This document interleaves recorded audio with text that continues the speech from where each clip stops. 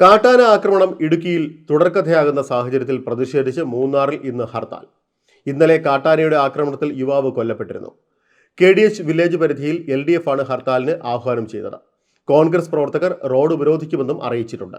ഇടുക്കിയിൽ മറ്റ് പ്രതിഷേധങ്ങൾക്കും സാധ്യതയുണ്ട്. ഒരു മാസത്തിനുള്ളിൽ ഇടുക്കിയിൽ കാട്ടാന ആക്രമണത്തിൽ കൊല്ലപ്പെടുന്നവരുടെ എണ്ണം 4ആയി. കന്നിമല സ്വദേശി സുരേഷ് കുമാർ എന്ന മണിയാണ് ഇന്നലെ കാട്ടാനയുടെ ആക്രമണത്തിൽ മരിച്ചത്. 2 പേർക്ക് പരിക്കേറ്റു. ജോലി കഴിഞ്ഞ് ഓട്ടോയിൽ മടങ്ങുമ്പോഴായിരുന്നു കാട്ടാന ആക്രമിച്ചത്. ഓട്ടോ മറിച്ചിട്ട ആന മണിയെ തുമ്പിക്കൈയിൽ ചുഴറ്റി എറിയുകയായിരുന്നു. ബഹളം കേട്ട് ഓടിയെത്തിയ നാട്ടുകാരാണ് ആനയെ തുരത്തിയ ശേഷം മണി ഉൾപ്പെടെയുള്ളവരെ ആശുപത്രിയിൽ എത്തിച്ചത്. പരിക്കേറ്റവർ സ്വകാര്യ ആശുപത്രിയിൽ ചികിത്സയിലാണ്. വനംവകുപ്പ് കാര്യക്ഷമമായി വന്യജീവി ആക്രമണങ്ങളിൽ പ്രതിവിധി കണ്ടെത്തുന്നില്ല എന്ന ആരോപണം നിലനിൽക്കെയാണ് ഈ സംഭവം. ആനകൾ എവിടെയൊക്കെ ഉണ്ടെന്ന വിവരം കൃത്യമായി ജനങ്ങളെ അറിയിക്കുന്നില്ല എന്നതടക്കമുള്ള പരാതികളും ഉയർന്നിരുന്നു.